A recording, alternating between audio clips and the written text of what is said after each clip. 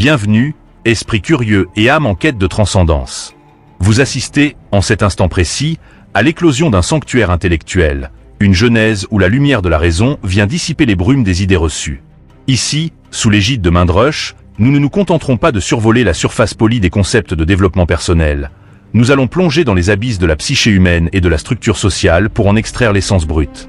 Considérez votre présence ici non pas comme un simple hasard de l'algorithme, mais comme un privilège rare, celui de participer à l'acte fondateur d'une communauté vouée à l'excellence. Dans un monde saturé de bruits insignifiants et de conseils superficiels, vous avez franchi le seuil d'un espace où la profondeur est la seule mesure de la valeur. C'est ici que commence votre véritable éducation, celle qui ne figure dans aucun manuel scolaire, mais qui forge le destin des bâtisseurs de civilisation. Nous n'aborderons pas les thématiques habituelles avec la légèreté des marchands de bonheur. Notre démarche est chirurgicale, historique et philosophique, car comprendre le présent exige de décrypter les mécanismes invisibles qui dirigent nos vies depuis des siècles. Vous êtes les pionniers d'une aventure qui redéfinira votre perception de la réalité, de votre potentiel et de la marche du monde. Préparez-vous à abandonner vos certitudes à l'entrée, car ce que nous allons explorer ensemble demande une rigueur d'esprit sans faille. L'immersion commence maintenant, et elle promet d'être aussi exigeante que gratifiante pour ceux qui osent regarder la vérité en face. Ce premier chapitre est la pierre angulaire d'un édifice que nous allons construire ensemble, brique après brique, pensée après pensée. Avant de pénétrer dans le vif du sujet, laissez le silence s'installer en vous, car pour comprendre la véritable nature de la puissance, il faut d'abord apprendre à déconstruire les mirages qui encombrent notre vision quotidienne. Cette quête de vérité commence par une remise en question totale d'une vertu que tout le monde croit posséder, mais que presque personne ne comprend réellement. On vous a menti. Depuis votre enfance, on vous dépeint la discipline comme une sorte de fureur sacrée, un éclair de volonté pure qui jaillit du cœur des héros au moment où ils en ont le plus besoin. On vous fait croire que les grands accomplissements de l'histoire sont les fruits d'une tension nerveuse insoutenable, d'une lutte acharnée contre soi-même où seule la force de caractère permet de triompher du chaos. Le mythe moderne veut que la discipline soit une ressource épuisable, une sorte de batterie interne que l'on recharge à coups de vidéos de motivation hurlantes et de citations inspirantes placardées sur les murs. On imagine l'homme discipliné comme un ascète souffrant en silence, serrant les dents contre les tentations, porté par une flamme intérieure que le commun des mortels ne posséderait pas par simple manque de courage. Cette vision est une prison dorée qui vous maintient dans l'impuissance, car elle fait dépendre votre réussite d'un état émotionnel éphémère. En croyant que la discipline est une question de volonté, vous vous condamnez à l'échec dès que la fatigue ou le doute s'installe dans votre esprit. C'est un conte de fées pour ceux qui préfèrent l'illusion de l'effort à la réalité de la transformation. La vérité est bien plus froide, plus mécanique, et d'une violence intellectuelle sans appel. La discipline n'est pas une émotion, c'est une architecture. Ce n'est pas une question de force, mais de géométrie environnementale. Les individus que vous admirez pour leur rigueur implacable ne luttent pas plus que vous. Ils ont simplement cessé de se battre contre eux-mêmes en construisant des systèmes où le choix n'existe plus. La discipline que personne ne vous explique est une absence totale de conflit interne, obtenue par une ingénierie minutieuse du quotidien. Elle est l'art de rendre l'excellence inévitable et la paresse impossible, non par la force du poignet, mais par la logique implacable de la structure. Mais pour comprendre comment ériger cette structure, il vous faut d'abord accepter de voir l'abîme qui sépare votre perception actuelle de la réalité stratégique du succès.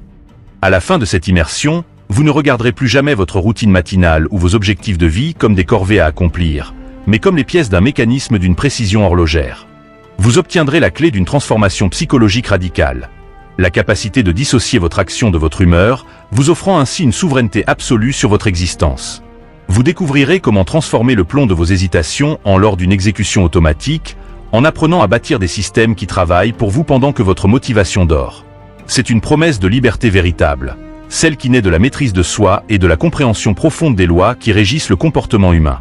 Cependant, le prix de l'ignorance est l'un des plus lourds que l'on puisse payer dans une vie humaine. Si vous décidez de fermer cette vidéo et de retourner à votre routine, vous acceptez de rester l'esclave de vos pulsions et des algorithmes conçus pour capturer votre attention. Vous continuerez à errer dans le conformisme ambiant, cette lente agonie de l'âme où les jours se ressemblent dans une médiocrité confortable. Le danger n'est pas seulement de stagner, mais de régresser silencieusement pendant que le monde avance à une vitesse exponentielle. Sans cette structure que nous allons détailler, vous n'êtes qu'un fétu de paille emporté par les courants de la société de consommation, incapable de laisser une empreinte durable sur votre époque. Le conformisme est une anesthésie qui vous prive de votre génie propre. Chaque seconde passée sans une structure claire est une seconde offerte à ceux qui tirent les ficelles de votre environnement. La question n'est plus de savoir si vous voulez changer, mais si vous avez le courage de regarder la vérité en face avant qu'il ne soit trop tard. Car derrière les voiles de l'habitude se cache un mensonge soigneusement entretenu par notre modernité. Le mensonge qui paralyse votre ascension prend racine dans l'obsession de notre société moderne pour l'instantanéité et le spectaculaire.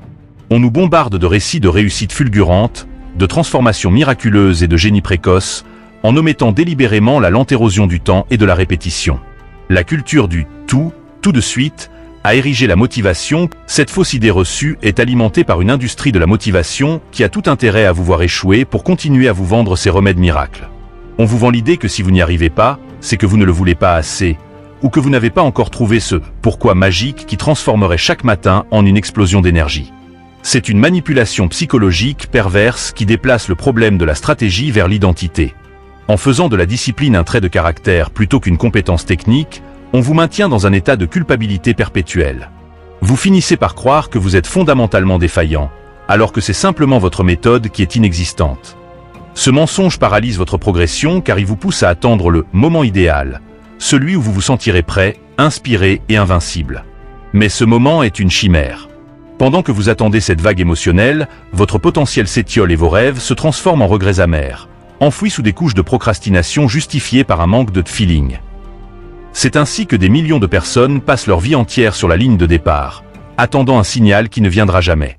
Ils sont victimes d'une illusion d'optique sociale qui privilégie l'étincelle au détriment du foyer. Pour sortir de cette léthargie, il nous faut analyser l'obstacle invisible qui se dresse entre votre intention et votre action. L'obstacle qui vous freine n'est pas une faiblesse de l'esprit, mais une loi biologique inflexible, l'homéostasie. Votre cerveau, forgé par des millénaires d'évolution, est conçu pour la survie et l'économie d'énergie, pas pour votre épanouissement personnel. Toute tentative de changement radical est perçue par votre système nerveux comme une menace potentielle, déclenchant une résistance automatique. D'un point de vue neurologique, l'exécution d'une nouvelle tâche demande une consommation de glucose importante dans le cortex préfrontal, le siège de la décision. Votre cerveau déteste ce gaspillage. Il préfère les chemins neuronaux déjà tracés, ces autoroutes de l'habitude qui permettent de fonctionner en mode automatique, même si ces habitudes vous mènent droit dans le mur. C'est ici que naît la friction interne, ce déchirement entre votre désir conscient d'évolution et votre impératif biologique de conservation. La majorité des gens tentent de briser cette résistance par la force brute, ce qui revient à essayer d'enfoncer une porte blindée avec son épaule. Il s'épuise rapidement, et le cerveau, victorieux, reprend le contrôle de la routine. Cette friction est d'autant plus forte que nous vivons dans un environnement conçu pour exploiter nos failles biologiques. Chaque notification, chaque sollicitation extérieure est une friction supplémentaire qui épuise votre capacité de décision avant même que vous ayez commencé à travailler.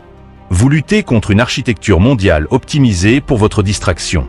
L'erreur fatale est de croire que cette résistance disparaîtra un jour par enchantement. Elle ne disparaît jamais, elle se contourne. La compréhension de cette biologie du refus est le premier pas vers la libération. Pour évoluer, il ne faut pas devenir plus fort, il faut devenir plus rusé que son propre cerveau, en utilisant un concept radical qui renverse l'ordre établi. Si cette première immersion résonne en vous, c'est le moment de liker la vidéo et de vous abonner. Franchement, c'est mérité au vu de la valeur apportée, et cela marque votre engagement dans notre nouvelle communauté. On continue. Le concept radical qui va tout changer aujourd'hui tient en deux mots, l'architecture atomique. Inspiré par les travaux de James Clear, ce principe stipule que votre vie n'est pas le résultat de vos grandes décisions, mais de la somme de vos systèmes invisibles. La discipline n'est plus un effort, elle devient une infrastructure que l'on construit pour ne plus avoir à réfléchir. Il s'agit de passer d'une mentalité d'objectif à une mentalité de système. Un objectif est une destination lointaine qui crée un sentiment de manque jusqu'à ce qu'il soit atteint. Un système est un processus quotidien qui garantit le succès par sa simple exécution. C'est la différence entre vouloir écrire un livre et être quelqu'un qui écrit 500 mots chaque matin. L'inversion des valeurs est ici totale. Là où le monde voit un fardeau, vous devez voir une arme de précision. La routine, souvent perçue comme un étouffoir de créativité, devient en réalité votre plus grand allié. En automatisant les décisions triviales de votre existence, vous libérez une puissance cognitive d'immense pour les tâches qui comptent vraiment. Le fardeau de la discipline se transforme en une redoutable armure de prédictibilité. Vous ne vous demandez plus si vous allez faire de l'exercice, si vous allez étudier ou si vous allez créer. Vous le faites parce que c'est ce que votre système dicte. Vous délocalisez votre volonté vers votre environnement, rendant l'échec structurellement impossible. C'est cette bascule métaphysique qui sépare les amateurs des maîtres. Les premiers comptent sur la chance et l'humeur, Les seconds s'appuient sur la physique des habitudes. En changeant votre regard sur la contrainte, vous découvrez qu'elle est en réalité la condition sine qua non de la liberté créative.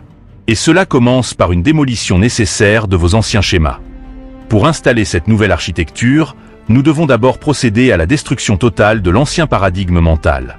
Vous devez cesser de vous identifier à vos résultats actuels pour commencer à vous identifier à vos systèmes. L'échec n'est plus une marque d'infériorité personnelle, mais un indicateur technique qu'un rouage de votre système est mal huilé. L'ancien paradigme vous disait « Je suis quelqu'un qui n'a pas de volonté ». Le nouveau paradigme impose « Je suis un architecte dont le plan doit être optimisé ». Ce détachement émotionnel est crucial. Il vous permet d'analyser vos journées avec la froideur d'un ingénieur, identifiant les points de friction sans jamais entamer votre estime de vous-même. L'installation de la nouvelle architecture de pensée repose sur la loi des gains marginaux. Au lieu de chercher des transformations spectaculaires qui s'effondrent sous leur propre poids, vous visez une amélioration de 1% dans chaque domaine. C'est l'accumulation de ces micro-changements qui crée, par effet de levier, une trajectoire de vie radicalement différente. Vous devez accepter que la véritable grandeur est silencieuse et souvent ennuyeuse. Elle se niche dans la répétition monotone de gestes simples. Le changement de mindset consiste à tomber amoureux du processus plutôt que du résultat. C'est comprendre que la personne que vous devenez en étant discipliné est bien plus précieuse que l'objectif que vous atteignez. En reconstruisant votre esprit autour de cette notion de structure atomique, vous devenez invulnérable aux tempêtes émotionnelles. Votre identité n'est plus ancrée dans le sable mouvant de la motivation, mais sur le roc de l'habitude. Une fois ce socle mental solidement ancré, nous pouvons passer à la mise en œuvre de la mécanique exacte de la méthode.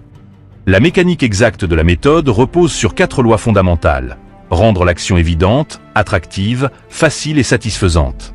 Pour chaque habitude que vous souhaitez intégrer, vous devez manipuler votre environnement pour que le signal de déclenchement soit impossible à ignorer. Le système pratique ne laisse aucune place à l'interprétation ou à l'hésitation. Commencez par l'empilage d'habitudes. Identifiez une action que vous faites déjà par automatisme chaque jour, comme vous brosser les dents, et greffez immédiatement après elle la micro-action que vous souhaitez instaurer. Vous utilisez l'énergie cinétique d'une habitude existante pour lancer la nouvelle, réduisant ainsi la résistance initiale au strict minimum. Pour intégrer cela concrètement au quotidien, appliquez la règle des 2 minutes. Toute nouvelle habitude doit pouvoir être commencée en moins de 120 secondes. Ne visez pas l'excellence, visez la présence. Si votre objectif est de lire 1 heure, engagez-vous simplement à lire une seule page. L'important n'est pas la performance, mais l'établissement du circuit neuronal. Optimisez votre espace physique. Si vous voulez manger plus sainement, placez les fruits au centre de la table et cachez les produits transformés dans le placard le plus haut. Si vous voulez travailler sans distraction, laissez votre téléphone dans une autre pièce. Votre environnement doit devenir un GPS qui vous guide naturellement vers le comportement souhaité. Enfin, traquez votre exécution. Utilisez un calendrier simple où vous cochez chaque jour réussi. Le but n'est pas d'être parfait, mais de ne jamais manquer 2 fois. Un échec est un accident. 2 échecs sont le début d'une nouvelle habitude. Cette rigueur systémique trouve sa plus belle illustration dans les récits de ceux qui ont marqué l'histoire par leur constance. Voyageons dans le temps pour observer la figure de Charles Darwin, l'homme qui a révolutionné notre compréhension de la vie sur Terre. On imagine souvent Darwin comme un génie frappé par une illumination soudaine lors de son voyage sur le Beagle, mais la réalité de son travail à Downe House est une ode à la structure monacale. Sa vie était réglée comme une partition de musique, chaque heure ayant une fonction immuable. Il se levait tôt, marchait, travaillait exactement 90 minutes, puis s'arrêtait pour lire son courrier ou écouter sa femme lui lire un roman. Il reprenait ensuite pour une autre session courte. Darwin ne travaillait jamais dans la frénésie, il travaillait dans la constance. C'est cette accumulation de milliers de journées identiques qui a permis la rédaction de L'origine des espèces, une œuvre d'une complexité monumentale. Darwin n'attendait pas que l'inspiration frappe à sa porte. Il avait construit un environnement de travail et un emploi du temps qui forçait l'inspiration à se manifester. Sa discipline n'était pas un carcan, mais le berceau de sa créativité. Sans cette structure atomique, ses observations éparses ne seraient jamais devenues une théorie cohérente capable de changer le monde. Cette saga nous enseigne que le génie est souvent le nom que nous donnons à une persévérance organisée. Les plus grandes révolutions intellectuelles ne sont pas nées du chaos, mais d'un ordre profond et respecté. Darwin a vaincu la maladie et le doute non par la force de sa volonté, mais par la solidité de ses habitudes quotidiennes. La morale intemporelle de ce récit est limpide. L'ampleur de votre impact sur le monde dépend de la qualité de votre routine la plus banale. Vous n'avez pas besoin d'être un surhomme, vous avez besoin d'être un homme avec un système. Mais avant de pouvoir prétendre à une telle destinée, vous devez prouver votre valeur par une action immédiate. Dès la dernière seconde de cette vidéo, je vous demande de réaliser une micro-action d'une simplicité désarmante. Choisissez une seule tâche que vous remettez à plus tard depuis des jours et consacrez-lui exactement 60 secondes. Pas une de plus. Préparez votre environnement pour que cette tâche soit prête à être exécutée à l'instant même où l'écran s'éteindra. L'objectif n'est pas d'avancer sur le travail, mais de briser l'inertie. En décidant de ne consacrer qu'une minute, vous contournez les défenses de votre cerveau qui ne voit plus cette tâche comme une menace énergétique. C'est une ruse psychologique pour prouver à votre subconscient que vous êtes désormais le maître de l'initiation, capable de dicter le début de l'action. Cette micro-action va vous procurer une sensation de pouvoir immédiat, un frisson de souveraineté que vous n'avez peut-être pas ressenti depuis longtemps. En agissant alors que vous pourriez simplement continuer à consommer du contenu, vous passez instantanément de la catégorie des spectateurs à celle des acteurs. Vous reprenez les commandes de votre véhicule mental. Ce succès, aussi minime soit-il, va déclencher une libération de dopamine liée à l'accomplissement plutôt qu'à la consommation passive. C'est le premier point sur votre calendrier, la première pierre de votre nouvel édifice. Vous sentirez que la résistance, bien que présente, n'est plus un mur infranchissable, mais un simple brouillard que l'on traverse par le mouvement. C'est ainsi que l'on commence à bâtir un empire personnel, par une victoire dérisoire mais délibérée. Cependant, ne vous y trompez pas, l'ombre rôde déjà à la porte de votre détermination. Le véritable combat ne fait que commencer, et vous devez vous préparer à l'assaut inévitable de vos anciens démons. Dans les 3 prochains jours, le piège de la rationalisation tentera de vous ramener en arrière. Votre esprit, expert en manipulation, vous chuchotera que cette minute d'action est inutile, que vous méritez une pause ou que vous commencerez vraiment lundi prochain. C'est le chant des sirènes de l'homéostasie qui cherche à rétablir l'ancien désordre confortable. Ce piège est d'autant plus dangereux qu'il se déguise en sagesse. Vous vous convaincrez que vous devez d'abord planifier davantage ou mieux comprendre la théorie avant d'agir. C'est une forme sophistiquée de procrastination qui utilise votre intelligence contre vous-même. La résistance ne vous attaquera pas frontalement, elle vous séduira par la logique du moindre effort. Votre armure psychologique pour ne jamais céder est la règle du non négociable. Décidez dès maintenant que l'exécution de votre système est une donnée immuable, comme la gravité. On ne négocie pas avec la loi de la chute des corps, on ne négocie pas non plus avec son système d'habitude. Si le plan dit 60 secondes, alors 60 secondes seront faites, quel que soit l'état émotionnel. Considérez ces moments de résistance comme des tests de calibration pour votre nouvelle architecture. Chaque fois que vous agissez malgré l'envie de ne rien faire, vous renforcez le béton de votre structure mentale. La résistance n'est pas un signe que vous échouez, c'est le signe que vous êtes en train de forger de nouvelles connexions synaptiques. Soyez impitoyable avec vos excuses. Identifiez-les, nommez-les, et passez outre avec la froideur d'une machine. Vous n'êtes plus une créature de désir fluctuant, vous êtes le garant d'un système.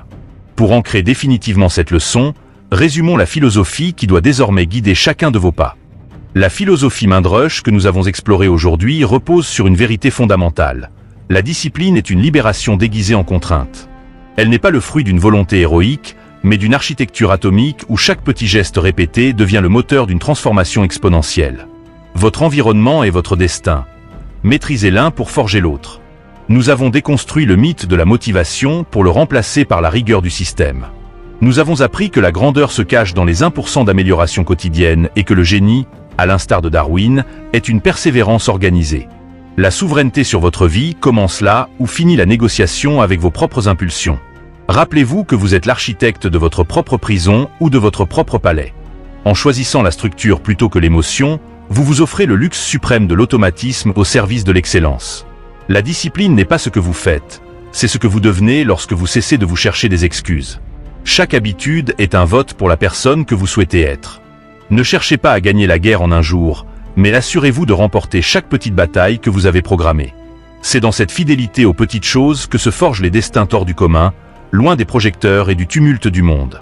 Pour clore cette première leçon, méditez sur cette phrase qui doit devenir votre mantra.